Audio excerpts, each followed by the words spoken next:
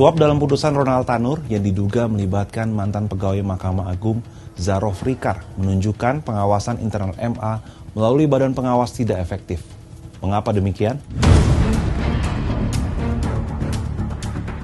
Setelah menangkap 3 hakim Pengadilan Negeri Surabaya yang memvonis bebas Ronald Tanur, Kejaksaan Agung kembali menahan 1 tersangka, yakni mantan pegawai MA Zarof Rikar pada Kamis 24 Oktober 2024 di Bali.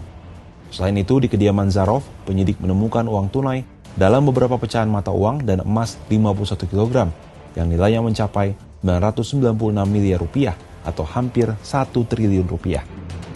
Pihak Kejagung dalam konferensi pers pada Jumat mengutip keterangan Zarof yang menyebutkan bahwa uang hampir 1 triliun tersebut dikumpulkan saat ia menjabat di MA pada 2012 hingga 2022. Zarof juga menerima gratifikasi untuk pengurusan berbagai perkara dalam kurun waktu tersebut. Sementara untuk kasus Ronald Tanur, Zarof berperan sebagai perantara antara pengacara Ronald dengan 3 hakim.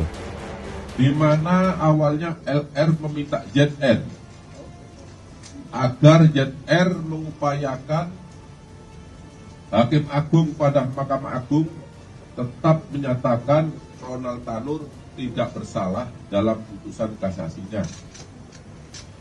Dan LR menyampaikan kepada ZR akan menyiapkan uang atau dana sebesar 5 miliar Hakim Agung, dan untuk ZR akan diberikan fee sebesar 1 miliar atas jasanya.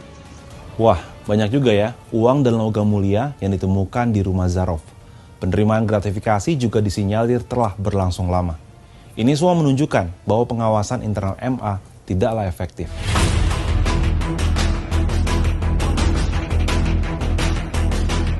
Pengamat hukum Bivitri Susanti menilai sengkarut suap di lingkaran pengadilan ini harus digunakan untuk mengevaluasi efektivitas kinerja Badan Pengawasan MA.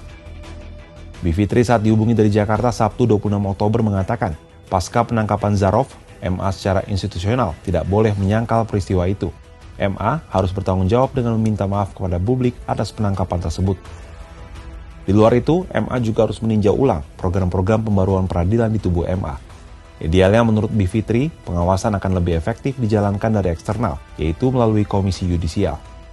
Namun sayangnya, kewenangan Komisi Yudisial dilemahkan sendiri oleh MA dengan uji materi di Mahkamah Konstitusi pada 2006. Akibatnya, KAI hanya bisa memberikan rekomendasi kepada MA, sementara eksekusinya tetap di bawah MA. Sementara itu, juru bicara MA Yanto mengatakan, pihaknya menghormati proses hukum yang sedang dilaksanakan Kejagung. MA mempersilahkan Kejagung menyelidiki apabila ada informasi-informasi yang terkait dengan kasus tersebut. Dalam kasus ini, Yanto menyampaikan MA merupakan lembaga pengadil dan bukan lembaga penyidik, sehingga pengadilan baru mengetahui duduk perkara kasus yang terkait dengan Zarof Rikar ataupun Ronald Tanur saat sudah masuk ke tahap persidangan. Selain Zarof, penyidik Kejaksaan Agung telah menetapkan 4 tersangka lain dalam perkara dugaan suap atau gratifikasi. 3 diantaranya adalah Hakim Pengadilan Negeri Surabaya, yakni Erentua Damanik, Mangapul, dan Heru Hanindio, yang diduga sebagai pihak penerima suap. Satu lagi adalah Risa Rahmat, yang merupakan kuasa hukum Ronald Tanur. Kalau menurut sahabat Kompas, apakah kasus Ronald Tanur ini akan menguak fakta-fakta baru terkait kasus dugaan suap yang terjadi di Mahkamah Agung?